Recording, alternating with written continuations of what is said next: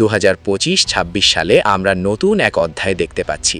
যুক্তরাষ্ট্রের নীতি এখন আরও যুদ্ধোদ্দীপক ও আগ্রাসী রূপ নিয়েছে, বিশেষ করে ভেনেজুয়েলায়। অপারেশন সাউদার্ন স্পিয়ার নামে একটি অভিযান শুরু করে মার্কিন মেরিন, নৌবাহিনী ও বিমান বাহিনী বিভিন্ন ড্রাগ কার্টেল ও নার্কো টেরোরিস্ট বাহিনীর বিরুদ্ধে। 2025 সালের ডিসেম্বরে ভেনেজুয়েলার উপকূলীয় ডক সুবিধা ও সন্দেহজনক জাহাজগুলিকে লক্ষ্য করে অন্তত 300টি হামলা চালানো হয়েছে। এরপর 2026 সালের 3 জানুয়ারি আমেরিকান বাহিনী ভেনেজুয়েলার প্রেসিডেন্ট নিকোলাস মাদুরো ও তার স্ত্রীকে রাতের অভিযানে গ্রেফতার করে নিউ ইয়র্কে আনার পরিকল্পনা বাস্তবায়ন করে। আন্তর্জাতিকভাবে তীব্র প্রতিক্রিয়া দেখা দিয়েছে।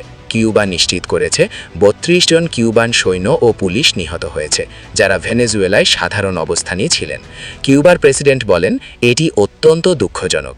ব্রাজিল, চিলি, উরুগুয়ে ও অন্যান্য লাতিন আমেরিকান দেশও যুক্তরাষ্ট্রের পদক্ষেপকে অস্বচ্ছ আক্রমণ ও শান্তি বিরোধী বলে নিন্দা করেছে।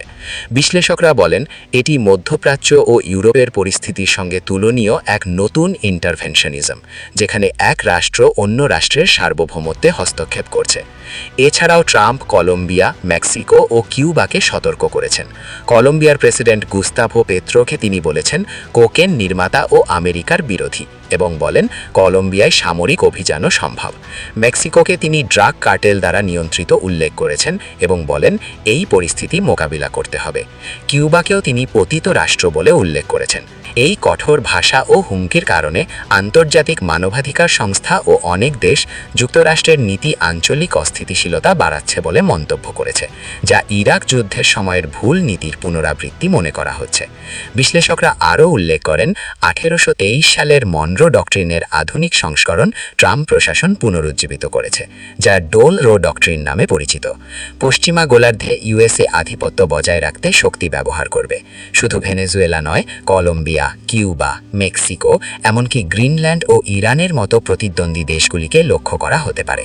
এই নীতির কারণে বিশ্ব রাজনীতি এখন মাল্টিপোলার বাস্তবে পৌঁছেছে, যেখানে চীন ও রাশিয়া যুক্তরাষ্ট্রের আগ্রাসী নীতি কঠোরভাবে সমালোচনা করছে।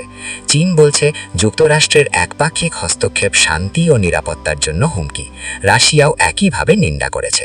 এদিকে ইউক্রেনের যুদ্ধ, তাইওয়ান প্রণালীতে চীন ও যুক্তরাষ্ট্রের চাপ, মধ্যপ্রাচ্যে ইরান, ইরাক, ইসরায়েল সম্পর্কের উত্তেজনা এবং উত্তর কোরিয়ার ক্ষেপণাস্ত্র পরীক্ষা মিলিয়ে একটি জটিল পরিস্থিতি তৈরি হয়েছে। যুক্তরাষ্ট্রের আগ্রাসী নীতি একদিকে আন্তর্জাতিক প্রতিক্রিয়া পাচ্ছে, অন্যদিকে নিজেই কঠিন প্রশ্নের মুখোমুখি হচ্ছে।